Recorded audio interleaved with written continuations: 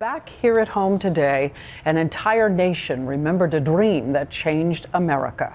50 years ago, Dr. Martin Luther King stood on the steps of the Lincoln Memorial to preach his message of racial equality. And today, the first African-American president walked those same steps as thousands of people sat in the rain to honor the largest civil rights gathering in the history of this country all those years ago. And our team coverage tonight begins with ABC's Byron Pitts at the Lincoln Memorial. Standing the exact spot Reverend King stood to address the plight of the American Negro 50 years ago. I have a dream that one day this nation will rise up and live out the true meaning of its creed. We hold these truths to be self-evident, that all men are created equal. Today, President Obama spoke to the needs of the nation. The test was not and never has been whether the doors of opportunity are cracked a bit wider for a few. This is whether our economic system provides a fair shot for the many. It was the rarest of moments in American history. 3 American presidents together to remember a king. The choice remains as it was on that distant summer day 50 years ago. Cooperate and thrive, or fight with each other and fall behind. 50 years ago today, a record 250,000 people endured the August heat and the humiliation of segregation to come to Washington, put on their Sunday best to say in dignified solidarity, America must change. Today, the crowd was much smaller, an estimated 30,000. The dress far more casualty. The sense of history still strong. There were stars on stage. Speaker after speaker touched upon the words that changed American history. I have a dream. My 4 little children will one day live in a nation where they will not be judged by the color of their skin, but by the content of their character. King's dream may not yet be fulfilled, but the president insisted America is on its way. To dismiss the magnitude of this progress, to suggest, as some sometimes do, that little has changed, that dishonors the courage and the sacrifice of those who paid the price to march in those years. Everyone today, including President Obama, was short on specifics. But like many of the feel-good speeches 50 years ago, the hard work goes on elsewhere. Diane? It does, Byron. And seeing all those families gathered in Washington today reminds everyone how much children have to learn about those who opened the doors for them. Now, ABC's Pierre Thomas was there and brings us what has been achieved and what is still to be done. Some came to reflect on the African-American journey.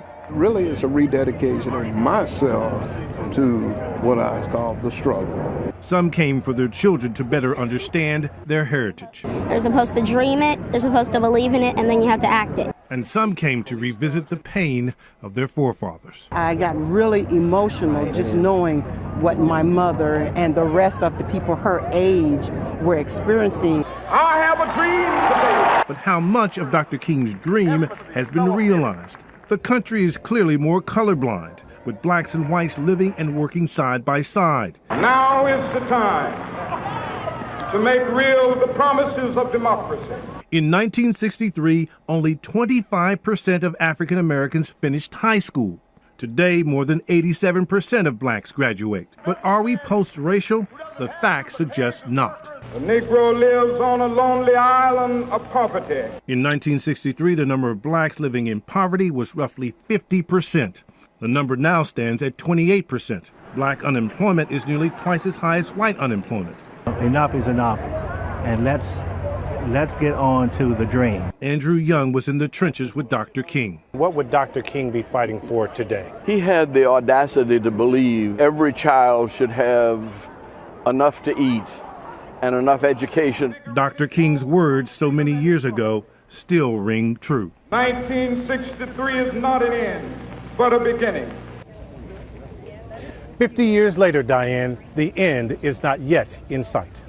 Well, Pierre, it was great to have you reporting in today on this historic and memorable day. Thank you. That is the crowd gathered at the Washington Monument today to remember the electrifying speech 50 years ago. We all know Dr. Martin Luther King was a towering force in civil rights, but he was also a man under pressure to say the words that would change minds and lift souls.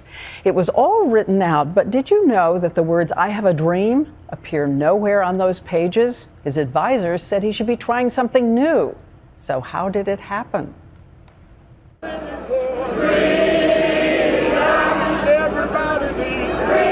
At the feet of Abraham Lincoln, they sang and they waited.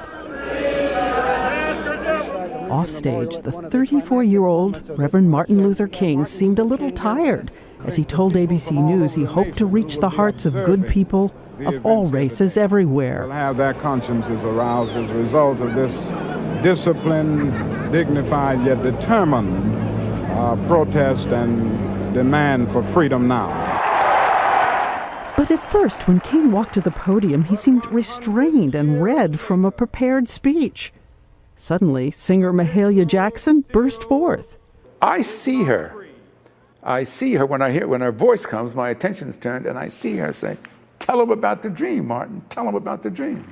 The dream, his dream. It was a refrain he'd been using in speeches on the road, but it was not part of the speech he'd prepared for that day. His advisors had told him he needed something new. But suddenly, I still have a dream. It is a dream deeply rooted in the American dream. When I heard him say, "I have a dream," I said, "All expletive deleted," because we had been up and down the steps all night working on this alternate ending climax. Advisor Wyatt T. Walker, who said they all recognized that Dr. King was now alive, transformed. We were all wrong. Little black boys and black girls will be able to join hands with little white boys and white girls as sisters and brothers. I have a dream today. So did Gunny Gundrum. That's him in the park ranger hat guarding the podium. It was not just for black people. It was trying to raise all people up, all mankind. So did the late civil rights leader Dorothy Height. That's her in the hat. When he lifted his arms, you felt that he was taking us all in. When we let it ring. And as he did, he ended with the words of an old hymn he used to sing. Free at last, free at last. Thank God Almighty, we are free at last. On one day, one man with a dream lifting a nation on the winds of hope and history.